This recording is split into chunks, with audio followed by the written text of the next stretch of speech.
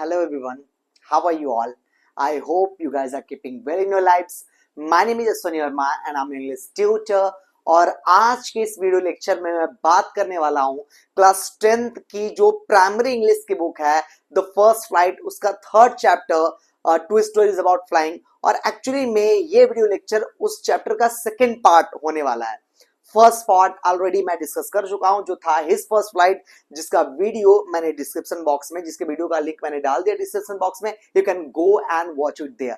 तो आज मैं उसका सेकंड पार्ट डिस्कस करूंगा जिसका टाइटल है द ब्लैक एरोप्लेन। ब्लैक का मतलब काला एज यू नो, और एरोप्लेन का मतलब जहाज, ठीक है। द ब्लैक एरोप्लेन का मतलब वो ब्लैक एरोप्लेन। अब क्या होता है इस चैप्टर में मैं आपको बता देता हूं गाइस। होता क्या एक्चुअली में, इस चैप्टर में एक पायलट होते हैं, ठीक है ना, और वो जा रहे होते हैं अपने घर पर।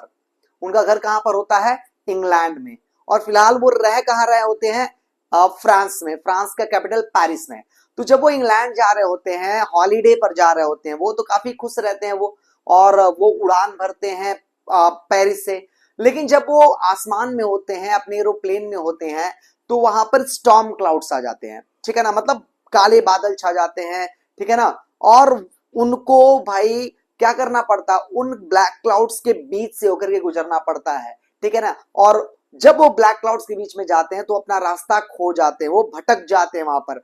तभी क्या होता है, एक दूसरा एरोप्लेन उनको दिखाई देता है, और जो एरोप्लेन इनको असिस्ट करता है, इनकी हेल्प करता है सेफ लैंडिंग में, मतलब इनको सेफली इनके डेस्टिनेशन पर पहुंचने में इनकी हेल्प करता है। तो भाई अब कौन था वो दूसरा वाला एरोप्लेन, कैसे उसने हेल्प की, ये सब सारी चीजें मैं आपको बताऊंगा in the climax of the story, ठीक है। मतलब बहुत एक मिस्ट्री है, मैं आपको बता दूं, एक रहस्य है कि कौन था, क्या था, कैसे था। तो वो रहस्य पर से पर्दा हटाऊंगा, मैं रिवील करूंगा only in the ending of the chapter. तो अब बिना देर किए हुए डायरेक्ट अपने चैप्टर को हम डिस्कस करते हैं, ठीक है। चैप्टर का टाइटल है द ब्लैक एरोप्लेन, और देखते हैं कि क्या दे रखा है इस चैप्टर में, समझते हैं चीजों को। कह रहा है the moon was coming up in the east behind me. जो पायलट है, जो नैरेटर है, वो बता रहे हैं कि ईस्ट डायरेक्शन में उनको क्या दिखाई दे रहा था? मून अर्थात चांद दिखाई दे रहा था, बिहाइंड में अर्थात इनके जस्ट पीछे, ठीक है। तो ये जहां पर खड़े हैं इनके जस्ट पीछे कौन सा डायरेक्शन है? ईस्ट डायरेक्शन है, और वहां पर आसमान में चांद दिखाई दे रहा है। दैट मीन्स टाइम कौन सा था? रात का टाइम था। And stars were shining in the clear sky above मी। और कह रहे हैं जो स्टार्स थे shining in the clear sky, मतलब जो आसमान था वो बिल्कुल क्लियर था, बिल्कुल साफ था मौसम, और आसमान में स्टार्स शाइन कर रहे थे, मतलब तारे टिमटिमा रहे थे। There was not a cloud in the sky. और कह रहे हैं आसमान की तरफ देखने पर कोई क्लाउड नहीं था, आसमान बिल्कुल साफ था, मौसम बिल्कुल साफ था। I was happy to be alone high up above the sleeping countryside. और ये नैरेटर बता रहे हैं कि आई वॉज हैप्पी, मैं बहुत खुश था। क्यों खुश थे? To be alone high up, क्योंकि मैं इकलौता इस समय हूं जो बिल्कुल ऊंचाई पर हूं। किस चीज के ऊंचाई पर? Above the sleeping country side, अर्थात कंट्री के ऊपर हूं, मैं देश के ऊपर हूं। अर्थात ये कहां पर थे? आसमान में उड़ रहे थे ना, और नीचे कंट्री पीपल थे। तो वही कह रहा है कि मैं उन सभी लोग के ऊपर उड़ रहा हूं, ऊंचाई पर हूं, एंड इस वजह से मैं काफी खुश महसूस कर रहा हूं। नरेटर बता रहे हैं I was flying my old Dakota aeroplane over France back to England. अब जिस एरोप्लेन में बैठे थे उसका नाम क्या था? बता रहे हैं I was flying my old Dakota aeroplane. कह रहे हैं मैं अपना वो पुराना वाला डकोटा एरोप्लेन उड़ा रहा था। तो डकोटा एरोप्लेन एक्चुअली में एक एयरक्राफ्ट होता है जिसका बहुत ही मेजरली यूज किया गया था in the world war second, ठीक है ना। तो वही बता रहे हैं कि मैं अपने ओल्ड डकोटा एरोप्लेन में बैठा था over France back to England. और मैंने उड़ान कहां से भरी थी? स्टार्ट कहां से किया था अपनी फ्लाइट को? फ्रांस से, एंड बैक टू इंग्लैंड। मैं जा कहां पे रहा था? इंग्लैंड जा रहा था। I was dreaming of my holiday and looking forward to being with my family. और ये क्यों जा रहे थे इंग्लैंड? भाई हॉलीडे पर जा रहे थे। कह रहे I was dreaming of my holiday. कह रहे कि मैं मतलब सपना अपना देखने लगा था। एक होता है ना कि जब किसी चीज के लिए हम बहुत डेस्परेट होते हैं कि अरे काश ये चीज हो जाए, तो उस चीज के बारे में हम ड्रीमिंग करने लगते हैं कि अरे ये होगा वो होगा। तो ये भी वैसा ही कुछ सोच रहे हैं। कह रहे I was dreaming of my holiday and looking forward to being with my family. कह रहा मैं अपने हॉलीडे के बारे में सोच रहा था, और मुझे साफ साफ दिखाई दे रहा था कि जब मैं इंग्लैंड जाऊंगा तो मैं किससे मिलूंगा? बीइंग विथ माय फैमिली, मैं अपने फैमिली के लोगों से मिलूंगा। I looked at my watch. और उन्होंने क्या किया, आई लुक, बता रहे कि I look at my watch, मैंने अपनी घड़ी देखी 1:30 इन द मॉर्निंग, और टाइम क्या हो रहा था, सुबह के 1:30 बज रहे थे 1:30। ठीक है, तो एक्चुअली में 1:30 1:30 बजे तो एक्चुअली में रात होती है, लेकिन हम क्या करते हैं एएम बोलते हैं ना, 1:30 एएम रात वाला जो 1:30 होता है, एंड दैट इज वाई उसको क्या बोल रहा है यहाँ पर नैरेटर, मॉर्निंग। तो टाइम क्या हो रहा था, 1:30 बज रहे थे। चलिए आगे बात करते हैं। कह रहा है I should call Paris control soon. अब ये उड़ान भर रहे थे और इन्होंने क्या सोचा कि मुझे कॉल कर लेना चाहिए। कहां कॉल कर लेना चाहिए, पेरिस कंट्रोल में। ठीक है ना। अब क्या होता है कि जब आप पायलट होते हैं और आप अपनी उड़ान भरते हैं, तो जब आप हवा में पहुंच जाते हैं, ठीक है ना, जब आप इन द एयर होते हैं, तो आपको अपनी लोकेशन बतानी होती है, ठीक है ना, उस कंट्रोल सेंटर में। तो वही इन्होंने सोचा करने का। इन्होंने सोचा कि क्यों ना पेरिस कंट्रोल में कॉल कर लूं मैं, वहां पर मतलब जो भी इंफॉर्मेशन है, नीडेड इंफॉर्मेशन उनको दे दूं। As I looked down past the nose of the aeroplane. Nose of the aeroplane का मतलब यहाँ पर फ्रंट ऑफ द एरोप्लेन से, आपकी नाक कहाँ होती है, आपके सामने। तो यहाँ पर एरोप्लेन की नाक कहाँ होगी, एरोप्लेन की बिल्कुल सामने। तो वही कह रहे हैं कि as I looked down past the nose of the aeroplane, कह रहे हैं कि जब मैंने एरोप्लेन के सामने की तरफ देखा, आई सॉ द लाइट्स, बता रहे हैं कि मुझे क्या दिखाई पड़ा, I saw the lights of a big city in front of मी। कह रहा है जब मैंने एरोप्लेन के सामने देखा, और एक्चुअली में सामने क्या है भाई, सामने वो कांच लगा होता है, आपने देख लिया, और कांच के थ्रू विजिबल होती है ना चीजें, सामने का सब कुछ दिखाई देता है ना पायलट्स को। तो वही बता रहा है कि जब मैंने एरोप्लेन के सामने वाले पार्ट पर देखा, सामने की तरफ देखा, तो मुझे क्या दिखाई पड़ा, I saw the lights off big city in front of मी। तो मुझे क्या दिखाई पड़ा, बिग सिटी की लाइट्स दिखाई पड़ी। इन्होंने पहले ही बता रखा था कि I was fly high alone above the country side. ये शहर के ऊपर उड़ रहे थे ना, तो नीचे जो शहर है उस शहर में लाइट्स जल रही हैं, ठीक है ना, उन लाइट्स को इन्होंने देखा। I switched on the radio and said, अब इनको वो इंफॉर्मेशन देना था ना कंट्रोल सेंटर में, तो वही उन्होंने क्या किया, I switched on the radio, कह रहे हैं कि मैंने अपना रेडियो ऑन किया, एंड सेड, और रेडियो पर मैं बोला, मैंने क्या बोला, Paris control Dakota DS088 here. इन्होंने बोला कि ओके, पेरिस कंट्रोल से आप बोल रहे हैं, मैं कहां से बोल रहा हूं, मैं डकोटा DS088 से बोल रहा हूं। मतलब जिस एरोप्लेन में बैठे थे उस एरोप्लेन का नाम है ये क्या, डकोटा DS088। तो इन्होंने बताया कि मैं डकोटा 088 से बोल रहा हूं। कैन यू हियर मी, इन्होंने पूछा कि क्या आपको मेरी आवाज आ रही है, क्या आप मुझे सुन सकते हैं। I am on my way to England, और इन्होंने फाइनली बता दिया वो बात, इन्होंने बता दिया कंट्रोल सेंटर में कि मैं कहां जा रहा हूं, I am on my way to England, कह रहे कि मैं इंग्लैंड जा रहा हूं, ऑन वे हूं मैं, मतलब मैं रास्ते में हूं। और ये बोल करके इन्होंने ओवर बोला, कि ओवर मतलब इनकी बात यहां पर खत्म हो जाती है। चलिए आगे देखते हैं आगे क्या होता है। The voice from the radio answered me immediately. अब सामने भाई रेडियो पर ये बोल रहा है, मैसेज दे रहा है, तो सामने कोई तो सुन रहा होगा, और जब वो सुनेगा तो इनको रिप्लाई भी तो देगा ना, रिस्पॉन्ड भी तो करेगा ना। तो सामने से क्या रिप्लाई आता है, the voice from the radio answered me immediately. Immediately का मतलब होता है तुरंत। तो कह रहा है कि जो सामने रेडियो पर बैठा हुआ पर्सन था, मतलब जो मेरी आवाज सुन रहा था, उसने मुझे तुरंत ही आंसर भी दिया। और वो क्या बोला सामने से, वो सामने वाला पर्सन क्या बोला, DS088 I can hear you. इन्होंने पूछा था ना कि क्या आपको मेरी आवाज जा रही है, क्या आप मुझे सुन सकते हैं, तो उसने बताया कि आई कैन हियर यू। उसने भी बता दिया कि हाँ मैं आपको सुन सकता हूं। You ought to turn 12 degrees west now. और वहां पर जो रेडियो पर पर्सन था, उसने इनको इन्फॉर्म किया कि ठीक है आप उड़ान भर रहे हैं, अच्छी बात है, अगर आपको इंग्लैंड जाना है तो आपको क्या करना होगा, 12 डिग्रीज का टर्न लेना होगा। किस डायरेक्शन में, वेस्ट डायरेक्शन में।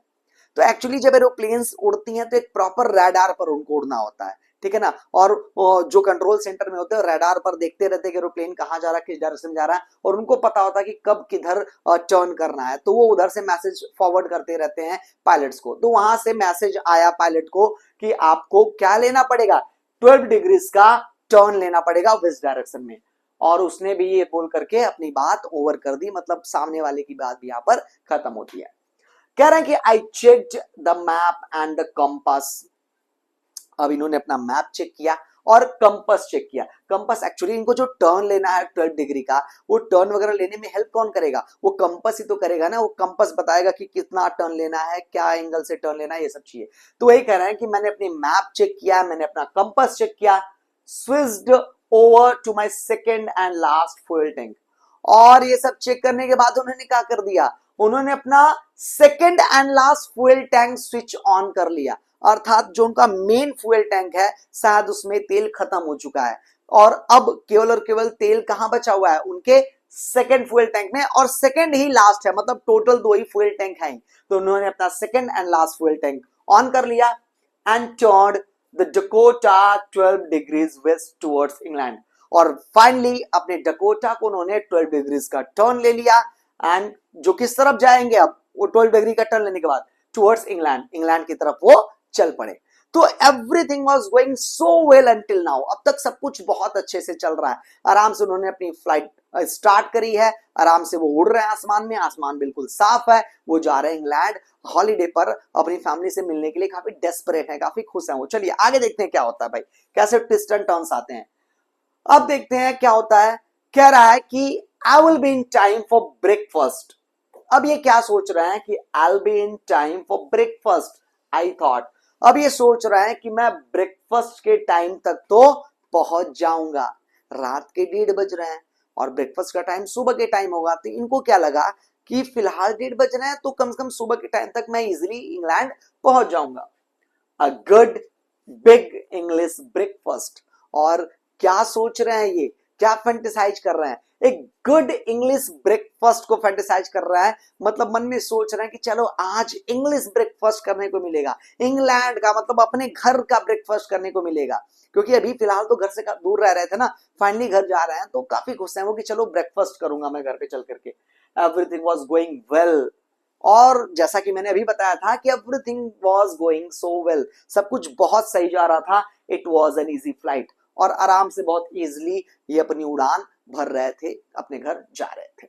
अब देखते हैं आगे क्या होता है। Paris was about 150 kilometres behind me when I saw the clouds. अब ये पेरिस से स्टार्ट किया था ना इन्होंने अपनी फ्लाइट, तो अब Paris was about 150 kilometres behind में, बिहाइंड का मतलब पीछे छूट जाना, तो अब ये पेरिस से कितना आगे निकल चुके थे, 150 किलोमीटर्स, पेरिस अब 150 किलोमीटर पीछे छूट गया है। When I saw the clouds, और तभी आसमान में इनको क्या दिखाई पड़ा, क्लाउड्स दिखाई पड़े, बादल दिखाई पड़ा। ये उड़ान भरने के टाइम बादल नहीं था आसमान में, लेकिन अब 150 किलोमीटर आगे निकलने के बाद आसमान में बादल दिखाई दे दिया, स्टॉर्म क्लाउड्स। और वो कैसा बादल था, स्टॉर्मी क्लाउड था, मतलब थोड़ा सा तूफान भरे बादल थे, वो हवा वगैरह काफी तेज थी और आसमान में बादल छा गए। दे वर ह्यूज, और कह रहा है वो जो बादल थे, वो जो क्लाउड थे, ह्यूज, ह्यूज का मतलब वेरी बिग, बहुत ज्यादा बड़ा होना, तो कह रहा है कि वो जो बादल थे वो बहुत ज्यादा बड़े बड़े बादल थे भाई, प्रॉब्लम था उनको उनके साथ। They looked like black mountains standing in front of me across the sky, और वो बादल कैसे लग रहे थे देखने में, they looked like black mountain, वो काले बादल थे जो थे, वो काले पहाड़ की तरह देखने में लग रहे थे। तो यहां पर एक कंपैरिजन किया जा रहा है on the basis of the size of the mountains, जैसे कि माउंटेन्स बहुत बड़े बड़े साइज के होते हैं ना, वैसे ही वो बादल भी उस टाइम पर बहुत बड़े साइज का दिखाई दे रहा था नैरेटर को। और कह रहे हैं standing in front of me across the sky, और वो बादल इन फ्रंट ऑफ का मतलब होता है सामने, अक्रॉस द स्काई का मतलब आसमान में चारों तरफ फैला हुआ होना, और कह रहा है कि बहुत बड़े बड़े बादल थे आसमान में चारों तरफ फैले हुए हैं इनके सामने बिल्कुल। अब आगे क्या कह रहे हैं नरेटर, आगे कह रहे हैं कि I knew I could not fly up and over them, कह रहा है मुझे पता था कि मैं उन बादलों के ऊपर से उड़ करके नहीं जा सकता था, क्योंकि भाई देखिए एक प्रॉपर हाइट लिमिट होती है एरोप्लेन के उड़ने की, ऐसा नहीं कि आप जितनी ऊंचाई चाहे जा सकते हैं, एक प्रॉपर हाइट पर जाकर के आपको रुक जाना होता है, क्योंकि जितनी ऊंचाई पर आप जाएंगे एयर प्रेशर बढ़ता चला जाएगा तो प्रॉब्लम हो सकती है। दैट इज वाई ये बता रहा है कि मैं ऊपर से नहीं जा सकता था, and I did not have enough fuel to fly around them, और कह रहे मेरे पास इतना ज्यादा फ्यूल भी नहीं था कि मैं उनके बगल से होकर के चला जाऊं, ठीक है ना, टू द नॉर्थ और साउथ, मतलब मैं नॉर्थ और साउथ डायरेक्शन में मुड़ करके भी नहीं जा सकता था। तो क्योंकि देखिए मान लेते हैं कि ये रहा उनका एरोप्लेन, सामने ये रहा क्लाउड्स, अब इनको सामने जाना है तो ऊपर से तो जा नहीं सकते हैं, और ये साइड से होकर के जाने का ऑप्शन है, लेकिन साइड से होकर के जाएंगे तो डिस्टेंस ज्यादा कवर करना पड़ जाएगा ना, और उसके लिए ज्यादा फ्यूल नहीं था उनके पास, पहले ही बता दिया इन्होंने कि second and last fuel tank on कर रखा था, तो प्रॉब्लम हो जाएगा ये सब करेंगे तो अब देखिए आगे प्रॉब्लम बन गई है भाई, अब समझ नहीं आ रहा इनको कि अब किया क्या जाए। I ought to go back to Paris. और फाइनली कंक्लूड किया इन्होंने, फाइनली एक रिजल्ट पर पहुंचे। इन्होंने क्या सोचा? I ought to go back to Paris. इन्होंने सोचा कि मैं वापस कहां चला जाता हूं? पेरिस चला जाता हूं। क्योंकि अभी कितना डिस्टेंस आए थे पेरिस से? Approximately 150 kilometres. That was not that much distance. ठीक है, इतना ज्यादा डिस्टेंस तो था नहीं, तो वापस जा सकते थे। तो ये सोचे कि पेरिस चले जाते वापस। But I wanted to get home. लेकिन बाद में कह रहे हैं कि लेकिन मुझे घर भी तो जाना था ना भाई। I wanted to get home, anyhow करके मुझे घर पहुंचना था। बहुत डेस्परेट है घर जाने के लिए। और आप इमेजिन कर सकते हैं, डेस्परेशन आ जाती है भाई जब आप घर से दूर रह रहे होते हैं और आप फाइनली आपको टाइम मिलता है, तो you can't miss that opportunity. आप नहीं मिस कर सकते भाई, जाना ही रहता है, बहुत मन करता है जाने का। I wanted that breakfast. और फिर कह रहे हैं कि मुझे वो ब्रेकफास्ट करना था भाई, मुझे घर जाना था, वो इंग्लिश ब्रेकफास्ट करना था, घर का नाश्ता करना था। आगे क्या कहते हैं? I will take the risk I thought. अब फाइनली इन्होंने क्या सोचा? I will take the risk. इन्होंने सोचा कि जो रिस्क है वो रिस्क मैं लूंगा, क्योंकि अब बगल से जा नहीं सकते, ऊपर से जा नहीं सकते, तो अब क्या स्टॉर्म क्लाउड्स के अंदर से होकर के जाना पड़ेगा। और उसमें रिस्क है भाई, एक तो काला काला सब कुछ मतलब हो जाएगा, बिल्कुल विजिबिलिटी जीरो हो जाएगी। और स्टॉर्म क्लाउड से तो हवा वगैरह तेज होगी, ट्विस्ट एंड टर्न कर सकता है एरोप्लेन, ये सब प्रॉब्लम हो सकती है। लेकिन he decided to take the risk. इन्होंने बोला कि घर मुझे जाना है तो ये रिस्क लेना पड़ेगा भाई, रिस्क लूंगा मैं। ठीक है, and flu that old Dakota straight into the storm. And that is why इन्होंने क्या किया, अपने उस ओल्ड डकोटा को स्ट्रेट इनटू द स्टॉर्म, सीधे लेके चले गए किसमें? उस स्टॉर्म क्लाउड में लेकर के चले गए। इनसाइड द क्लाउड, करा क्लाउड्स के अंदर, बादल के अंदर जब ये घुस गए, एवरीथिंग वॉज सडनली ब्लैक। और जैसा कि मैंने बताया था, एवरीथिंग वॉज सडनली ब्लैक। हर चीज अचानक से काली पड़ गई। मतलब अंदर जैसे ही अंदर गए, सब कुछ काला पड़ गया, कुछ दिखाई नहीं दे रहा। It was impossible to see anything outside the aeroplane. और कह रहे हैं कि एरोप्लेन के बाहर, outside the aeroplane, it was impossible to see anything. मतलब एरोप्लेन के बाहर क्या था क्या नहीं था, कुछ दिखाई नहीं दे रहा भाई। हर तरफ अंधेरा छाया हुआ, हर तरफ डार्कनेस है एकदम। The old aeroplane jumped and twisted in the air. और मैंने ये भी बताया था ना कि ट्विस्ट वगैरह कर सकता है ज्यादा तेज हवा चलने की वजह से, और ऐसा ही हुआ। The old aeroplane jumped and twisted in the air. वो जो ओल्ड एरोप्लेन था ना, वो हवा में ही जंप करने लगा, ट्विस्ट करने लगा, इधर डगमगाने लगा। ठीक है, I looked at the compass. और तब इनका ध्यान जाता है किधर? अपने कंपस की तरफ जाता है। आई could not believe what I, कह रहा है कि I could not believe my eyes. और कह रहे हैं कि जब इनका ध्यान कंपस की तरफ गया, तो जो उन्होंने देखा, कह रहे हैं कि मुझे अपनी आंखों पर विश्वास नहीं हुआ। क्या ऐसा देख लिया भाई कि आंखों पर विश्वास नहीं हो रहा है? The compass was turning round and round and round.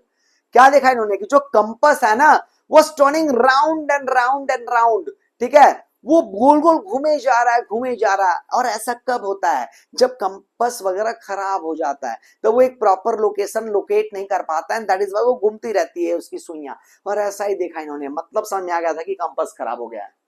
It was dead. Dead का मतलब वही ब्रेक डाउन हो जाना, खराब हो जाना, stopped working. It would not work. और समझ में आ गया इनको कि वो कंपास डेड हो चुका है, इट वुड नॉट वर्क, अब ये काम नहीं करेगा।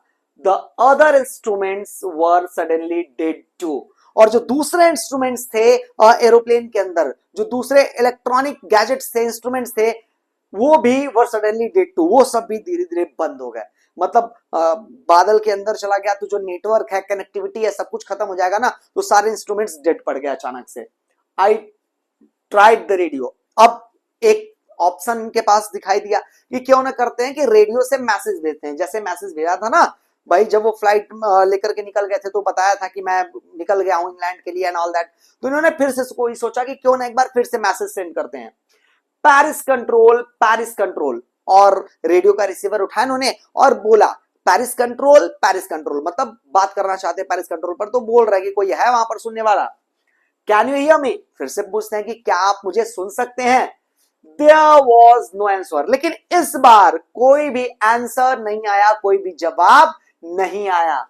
The radio was dead too. और क्यों जवाब नहीं आया? क्योंकि जो रेडियो था वॉज डेड टू, वो भी डेड हो चुका था। भाई सारी चीजों की कनेक्टिविटी खत्म हुई तो रेडियो पे भी होगी, ऑब्वियस सी बात है, वो भी डेड हो गया था।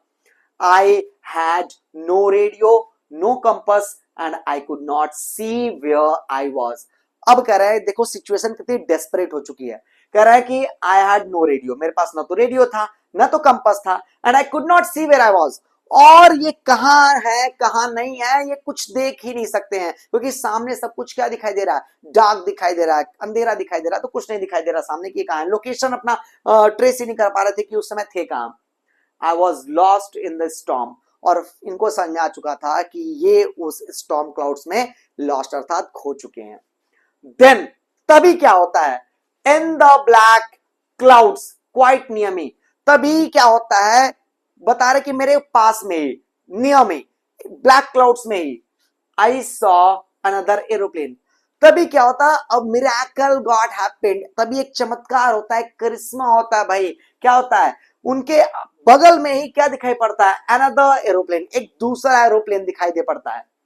It had no lights on its wings. और ये जो एरोप्लेन दिखाई पड़ा इनके बगल में, it had no lights on its wings. Wings का मतलब वो एरोप्लेन के साइड साइड में ऐसे निकले होते हैं ना, पंख टाइप के, उसी को विंग्स कह रहा है। तो जनरली आपने देखा होगा कि एरोप्लेन के विंग्स पर लाइट्स लगे होते हैं। आप रात में जब एरोप्लेन मूव करते हुए जाते हैं तो आप देखते हैं उसमें लाइट्स जल रहे होते हैं, ग्लिटर कर रहे होते हैं लाइट्स। लेकिन इस एरोप्लेन पर, जो एरोप्लेन उन्होंने देखा अपने बगल में, उसके विंग्स पर कोई लाइट्स ही नहीं थी भाई। But I could see it flying next to me through the storm. Light ना होने के बावजूद भी बता रहे हैं कि I could see it flying. कह रहे हैं कि मैं देख सकता था उसे उड़ते हुए next to me through the storm. Next to me का मतलब बगल में होता है।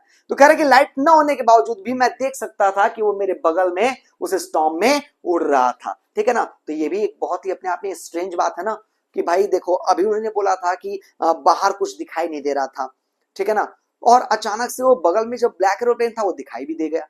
और एक चीज और नोटिस करेंगे आप, जनरली एरोप्लेन्स का जो कलर होता है ब्लैक नहीं होता है, लेकिन फिलहाल उस एरोप्लेन का कलर ब्लैक था। ठीक है, तो और वो दिखाई भी दे गया। ठीक है ना, लाइट्स भी नहीं थी उस पर, तो सब हर चीज कितनी और दिखाई दे रही, कितनी स्ट्रेंज दिखाई दे रही है। महसूस हो रहा होगा आपको कि सब कुछ कितना स्ट्रेंज है। लेकिन ठीक है, जो कुछ भी है फिलहाल उस नैरेटर के लिए, पायलट के लिए तो फिलहाल ये क्या थे, भगवान के समान ही कोई थे कि जो आ चुके हैं इनके, मतलब हो सकता है उनकी हेल्प कर दें। क्या होता है देखते हैं। तो कह रहा है कि भाई मैंने देखा कि वो मेरे बगल में उड़ रहा है।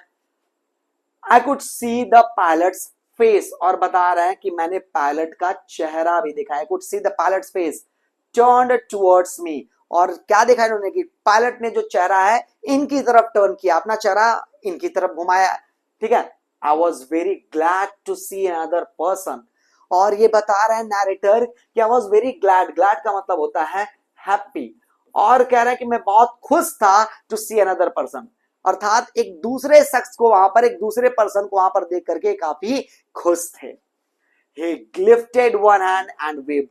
और उसने क्या किया, वो जो ब्लैक एरोप्लेन में पायलट बैठा हुआ था, he lifted one hand, lift का मतलब उठाना, उसने एक हाथ उठाया and waved। waved का मतलब ऐसे हाथ हिलाना, मतलब उसने हाथ हिला करके इनको जेस्चर दिया कि ठीक है, I'm here to help you, I'm here to assist you। देखते आगे क्या होता है। Follow me, he was saying। और वो क्या कह रहा था, वो जो ब्लैक एरोप्लेन में बैठा हुआ पायलट था वो इनसे कह रहा था नरेटर से कि फॉलो मी, फॉलो मी। वो बोल रहा था कि तुम क्या करो, मुझे फॉलो को करो, अर्थात मेरे पीछे पीछे चलो। तो वो फाइनली किस लिए आया था? इनकी हेल्प करने के लिए, इनको असिस्ट करने के लिए। He knows that I am lost, I thought. और पायलट जो ये है, नरेटर जो है, ये समझ गया है कि उसको पता चल चुका है दैट आई एम लॉस्ट। ठीक है, ये कह रहा है, नरेटर कह रहा है कि वो लग रहा है कि उसे पता चल चुका था अब तक कि मैं इस ब्लैक क्लाउड्स में खो गया हूं, एंड दैट इज व्हाई वो मुझे हेल्प कर रहा है। He is trying to help me. Finally वही बात बता रहा है कि उसे पता था कि मैं खो गया हूं, और वो क्या कर रहा है, he is trying to help me, वो मेरी मदद करने की कोशिश कर रहा है। आगे देखते क्या होता है भाई। He turn his aeroplane slowly to the north. और उस ब्लैक एरोप्लेन में बैठे हुए पायलट ने क्या किया, turn his aeroplane slowly to the north. उसने अपना एरोप्लेन धीरे से नॉर्थ डायरेक्शन में टर्न कर लिया, इन फ्रंट ऑफ माई डकोटा। और वो उड़ कहां रहा था, वो बिल्कुल इनके डकोटा एरोप्लेन के सामने उड़ रहा था। और क्यों सामने उड़ रहा था? So that it would be easier for me to follow him. वो बिल्कुल सामने से उड़ रहा था ताकि नैरेटर को इजी हो जाए उसको फॉलो करना। अर्थात जब वो सामने सामने रहेगा तो इनके उसके पीछे पीछे जाना इजी हो जाएगा ना इनके लिए, एंड दैट इज वाई बिल्कुल इनके सामने वो उड़ रहा था। I was very happy to go behind the strange aeroplane, और कह रहा है कि मैं बहुत खुश था उस स्ट्रेंज एरोप्लेन के बिहाइंड अर्थात पीछे जाकर के मैं बहुत खुश था। और क्यों ना खुश होंगे भाई, अब यहां पर ऐसा महसूस हो रहा है कि अब जान बच जाएगी, ठीक है, ऐसा लग रहा है कि अब किसी भी तरह से सरवाइव कर जाएंगे, क्योंकि अब तक क्या लग रहा था कि अब ये सरवाइव नहीं कर पाएंगे, मर जाएंगे। लेकिन एक आया पर्सन, उसने इनको फॉलो करने के लिए बोला, तो अब दिख रहा है भाई, जिंदगी दिख रही है। तो यही कह रहा है कि मैं बहुत खुश था उसको फॉलो करके, लाइक एन ओबीडियंट चाइल्ड। और कह रहे मैं उसको कैसे फॉलो कर रहा था, कैसे उसकी बात मान रहा था, एक ओबीडियंट चाइल्ड की तरह। ओबीडियंट का मतलब होता है आज्ञाकारी, आज्ञाकारी अर्थात बात को मानने वाला, आज्ञा को मानने वाला। तो जैसे एक छोटा बच्चा होता है, आप उसे जो बोलेंगे जैसे बोलेंगे वो करता है, वैसे ही ये पायलट भी उस ब्लैक एरोप्लेन वाले पायलट की बात मान रहे थे, जैसे वो बोल रहा था वैसे ये कर रहे थे, ठीक है, क्योंकि he was his only hope, इकलौती उम्मीद वही थी भाई। चलिए, आफ्टर हाफ एन आवर, अब आधे घंटे के बाद क्या होता है, after half an hour the strange black aeroplane was still there in front of me. अब कह रहा कि आधे घंटे के बाद भी still there in front of me, वो ब्लैक एरोप्लेन अभी भी मेरे एरोप्लेन के सामने उड़ रहा था। अर्थात उड़ते उड़ते कितना टाइम गुजर चुका था अब तक, आधे घंटे गुजर चुके थे उस एरोप्लेन को फॉलो करते करते नैरेटर को, इन द क्लाउड्स। और वही बता रहा है कि आधे घंटे हो चुके थे और अभी भी वो ब्लैक एरोप्लेन जो था क्लाउड्स में इनके सामने उड़ रहा था। नाउ, अब आगे क्या बता रहा है, now there was only enough fuel in the old Dakota last time to fly for 5 और 10 मिनट्स। और अब देखो, अब थोड़ी सी प्रॉब्लम आई, थोड़ा सा डिस्टर्बेंस क्रिएट हुआ। क्यों? क्योंकि बता रहे हैं कि now there was only enough fuel in the old Dakotas last time to fly for 5 और 10 मिनट्स मोर। अब बता रहे हैं कि अब इनके ओल्ड डकोटा के जो वो सेकंड फ्यूल टैंक था उसमें और बहुत थोड़ा सा फ्यूल बचा है, केवल उतना ही फ्यूल बचा है जिससे केवल 5 और 10 मिनट ही और उड़ सकते हैं ये। भाई फ्यूल कम था और वहां से पेरिस से निकले थे, 150 किलोमीटर आए थे, उसके बाद ये सब चीजें हुई, फिर इसके पीछे पीछे चलने लगे, और ये करते करते भी आधे घंटे गुजर चुके हैं, आधे घंटे से लगातार उड़े जा रहे हैं। तो भाई फ्यूल तो कंजम्पशन होगा ना कंटिन्यू, और फ्यूल बहुत कम बचा है, इतना फ्यूल बचा था कि 5 और 10 मिनट और उड़ सकते थे। I was starting to feel frightened again, frightened मतलब डर जाना, और कह रहे हैं कि एक बार फिर से मुझे डर लगने लगा। डर लगने लगा भाई कि अगर जल्दी से लैंडिंग नहीं की, जल्दी से कहीं अपने प्लेन को नहीं उतारा तो भाई प्लेन क्रैश हो जाएगा फ्यूल खत्म होने की वजह से, तो डर लगने लगा फिर से। But then he started to go down, लेकिन तभी ही took a sigh of relief, थोड़ी सी राहत की सांस ली। कब? Then he started to go down, जब उन्होंने देखा कि जो सामने वाला ब्लैक एरोप्लेन है स्टार्टेड टू गो डाउन, अब वो नीचे की तरफ जा रहा था। And I followed through the storm, और जब वो नीचे जाने लगा तो इन्होंने भी उसको फॉलो किया, ये भी उसके पीछे पीछे नीचे की तरफ जाने लगे। Suddenly I came out of the clouds, और अचानक से क्लाउड से बाहर आ गए, उस काले बादल से बाहर निकल गए। Saw 2 long straight lines of lights in front of मी, और जब उस काले बादल से बाहर निकले तो उन्होंने क्या देखा, 2 लॉन्ग स्ट्रेट लाइंस, 2 लंबी लंबी स्ट्रेट लाइंस थी, और उन लाइंस पर क्या चल रहे थे, लाइट्स जल रहे थे। और कहा, इन फ्रंट ऑफ मी, कह रहे हैं मेरे सामने। जैसे ही बाहर आए देखे कि इनके सामने 2 स्ट्रेट लाइंस है, उन लाइंस पर लाइट जल रहे थे। एंड ऑब्वियस सी चीज है, ये लाइंस क्या इंडिकेट कर रही हैं, एक रनवे इंडिकेट कर रही हैं। रनवे का मतलब एक एयरपोर्ट इंडिकेट कर रही हैं, मतलब अब किसी एयरपोर्ट के पास वो पहुंच चुके थे, वहां पर अब लैंडिंग ये कर सकते थे, ठीक है। इट वॉज अ रनवे, बिल्कुल वही जो मैंने बोला कि ये जो स्ट्रेट लाइंस दिखाई दे रही थी वो क्या थी, रनवे था वो, एन एयरपोर्ट, ये एक एयरपोर्ट था। आई वॉज सेफ, और अब इनको बिलीव हो गया, अब ये एश्योर हो गया कि ही वॉज सेफ। अब इनको लग रहा है कि अब मैं बच चुका हूं, मेरी जिंदगी बच गई है। I turn to look for my friend in the black aeroplane, और अब कह रहे हैं कि आई टर्न, मैंने अपना सर घुमाया, अपनी नजर घुमाई, टू लुक फॉर, किसको देखने के लिए, माई friend in the black aeroplane. कह रहे हैं कि वो जो ब्लैक एरोप्लेन में पर्सन बैठा था उसको देखना चाहते थे कि वो कहां गया, क्योंकि और उसको क्या बोल रहे हैं, माई फ्रेंड बोल रहा है, बिल्कुल एक्वेंटेंस नहीं है, जान पहचान नहीं है, लेकिन भाई फिलहाल जो काम किया था उस ब्लैक एरोप्लेन ने ये एक फ्रेंड से बढ़कर था भाई। तो वही कह रहे हैं, उसको तुरंत अपना फ्रेंड मान लिया इन्होंने, और कह रहे हैं मैं उसको देखने लगा कि वो कहां गया। But the sky was empty, लेकिन लेकिन लेकिन यहां पर देखिए आप क्या हो रहा है, द स्काई वॉज एम्प्टी, जब इन्होंने देखा कि वो कहाँ गया, सर अपना घुमाया, नजरें घुमाई तो देखा कि आसमान तो बिल्कुल खाली है भाई, कोई है ही नहीं वहां पर। देयर वॉज नथिंग देयर, कह रहा आसमान में कुछ दिखाई ही नहीं दे रहा था। The black aeroplane was gone, वो जो ब्लैक एरोप्लेन था वो कहीं चला गया था, मतलब वो इनके पास अब बिल्कुल भी नहीं था। I could not see it anywhere, और बता रहे हैं कि I could not see it anywhere, कह रहे हैं कि मुझे वो ब्लैक एरोप्लेन कहीं पर भी, anywhere कहीं पर भी दिखाई नहीं दे रहा था। अब क्या होता है आगे, कह रहे हैं कि I landed and was not sorry to walk away from the old Dakota, कह रहे हैं कि I landed, landed का मतलब उतर जाना, जमीन पर, रनवे पर उतर जाना। कह रहे हैं मैंने लैंड किया and was not sorry, और कह रहे हैं मुझे बिल्कुल भी बुरा नहीं लग रहा था to walk away from the old Dakota, उस ओल्ड डकोटा से बाहर निकलते हुए, वॉक अवे का मतलब से बाहर निकलना। और क्यों बुरा लगेगा भाई, उस ओल्ड डकोटा में ही तो अभी जान जाने वाली थी, तो उस ओल्ड डकोटा से बाहर निकलते हुए बुरा क्यों लगेगा, वही बता रहा है कि बिल्कुल बुरा नहीं लग रहा था उससे बाहर निकल करके नियर द कंट्रोल टावर। और उतर करके कहां पहुंचे, कंट्रोल टावर के पास पहुंचे। कंट्रोल टावर के पास क्यों, क्योंकि कुछ इंक्वायरी करनी उसको, इनको कुछ जानना है, तो कंट्रोल टावर के पास पहुंचे। I went and asked a woman in the control center, और वहां पर उस कंट्रोल सेंटर में कौन बैठी थी, एक महिला बैठी थी। तो बता रहे कि मैंने उस महिला से पूछा where I was, उन्होंने पूछा कि फिलहाल मैं कहां हूं। भाई जाहिर सी बात है, इनको अब तक पता तो नहीं था ना कि कहां पर लैंड किया है, कौन सा एयरपोर्ट है वो, तो सबसे पहले अपने लोकेशन के बारे में पूछा कि मैं कहां हूं, and who the other pilot was, और उन्होंने ये भी पूछा कि वो दूसरा वाला पायलट कौन था भाई, जिसने मेरी हेल्प करी अभी भी, जिसने मेरी जान बचाई, वो कौन था। आई वॉन्टेड टू से थैंक यू, और क्यों पूछ रहे उसके बारे में, क्योंकि ये उसे थैंक करना चाहते हैं, और बनता है भाई, यहाँ पर थोड़ा जेस्चर दिखाना बनता है भाई, थोड़ा ग्रेटिट्यूडनेस दिखाना बनता है, क्योंकि जान बचाई थी उसने, तो थैंक करना बनता है। तो वही कह रहे हैं कि कहाँ है वो भाई, मुझे उसको थैंक करना है। She looked at me very strangely, और जब वो महिला ने ये सब सुना कि पूछ रहे हैं दूसरे एरोप्लेन के बारे में, ब्लैक एरोप्लेन, उसके पायलट के बारे में, तो कह रहा है कि she looked at me very strangely, उसने बहुत अजीब तरीके से इनको देखा, एंड देन लव्ड, और देखने के बाद वो क्या करने लगी, हंसने लगी भाई, इनके ऊपर हंसी आ गई उस महिला को।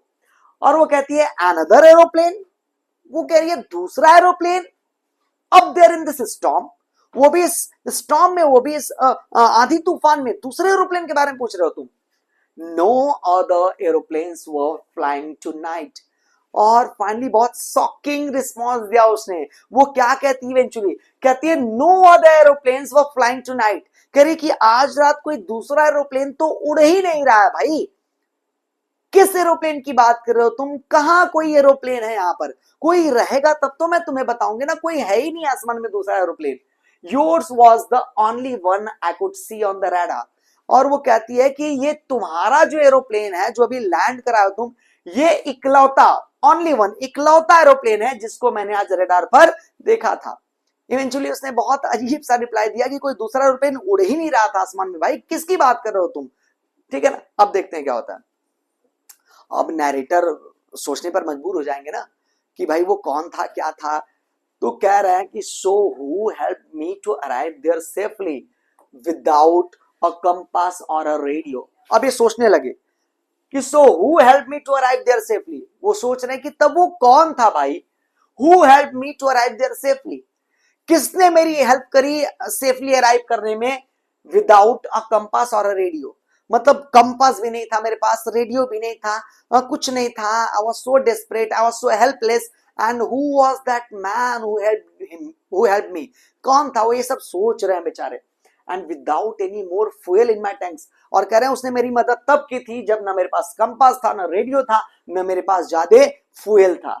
Who was the pilot on the strange black aeroplane flying in the storm, और वो सोच रहे हैं कि वो पायलट कौन था भाई, जो उस स्ट्रेंज से अजीब तरीके से ब्लैक एरोप्लेन में था और इस स्टॉर्म में उड़ रहा था विदाउट लाइट्स। ठीक है, मतलब वो एरोप्लेन ऐसा था जिसमें कोई लाइट्स वगैरह भी नहीं थी। तो आखिर वो कौन था, क्या था, ये सब सारे क्वेश्चंस उनके दिमाग में घूम रहे हैं कि मतलब कौन था भाई, मतलब बहुत बहुत, और अजीब सा रिस्पॉन्स दिया ना उस लेडी ने कि कोई था ही नहीं। अब ये सोच रहे हैं कि भाई लेकिन मैंने तो देखा है, मेरे बगल में उड़ रहा था, उसी ने मुझे असिस्ट किया, उसी को तो फॉलो करके मैं सेफली लैंड कर किया हूं, वो था कौन, क्या था, कौन था, मतलब ये सब सारी चीजें के दिमाग में चल रही है। तो भाई यहाँ पर स्टोरी हो जाती है एंड, लेकिन आंसर नहीं बताया गया कि वो कौन था। तो देखिए यहाँ पर हम अपना सेल्फ एजम्पशन दिखा सकते हैं, ठीक है ना, हम थोड़ा रीजन कर सकते हैं, तर्क कर सकते हैं कि वो ब्लैक एरोप्लेन कौन रहा होगा। कई चीजों पर आप नोटिस करेंगे तो आपको समझ में आ जाएगा कि वो कौन रहा होगा। मैं आपको बताता हूं, देखिए एक तो सब कुछ अंधेरा था, स्टॉर्म में जाने के बाद फिर भी उस ब्लैक एरोप्लेन को देख सकते थे, इवन उस पायलट तक को देख लिया उन्होंने। उस वो एरोप्लेन ब्लैक था, उसके विंग्स पर लाइट्स भी नहीं थी, ठीक है ना, और उसके बावजूद वो बहुत आराम से उड़ रहा था और उसने उसको रास्ता भी पता था, सब कुछ पता था। तो इसका मतलब क्या है कि वो जो ब्लैक एरोप्लेन था ना, it that might be some supernatural power, that might be some divine energy, कोई दैवीय ताकत थी, वो कोई सुपर नेचुरल पावर था। हम कह सकते हैं कि वो साक्षात भगवान थे जो आ गए थे इस वो पायलट की हेल्प के लिए। समझ में आ रहा कि नहीं आ रहा? एक कहा कहते हैं ना कि जिसका सहारा कोई नहीं होता है, ठीक है, जिसके आगे पीछे कोई नहीं होता, उसके आगे पीछे भगवान होते हैं। तो बिल्कुल यही हो सकता है, इसके अलावा कोई दूसरा आंसर हो ही नहीं सकता कि वो कौन था। वो कोई सुपर नेचुरल पावर, कोई डिवाइन एनर्जी थे, वो खुद एक गॉड थे जो आए थे इस पायलट की हेल्प करने के लिए, ठीक है। तो with this I am just going to end this lecture and I hope कि आपको चीजें समझ में आई होंगी। और आप प्लीज अगर इस चैनल पर नए हैं, इस वीडियो पर नए हैं, तो please subscribe the channel, like the video and comment your question what ever it is. जो भी क्वेश्चन है आप मुझसे पूछ सकते हैं विदाउट एनी हेजिटेशन, ठीक है। I will give a reply so instant, जितना जल्दी हो सकता होगा, एज सुन एज पॉसिबल मैं आपको रिप्लाई जरूर दूंगा, ठीक है।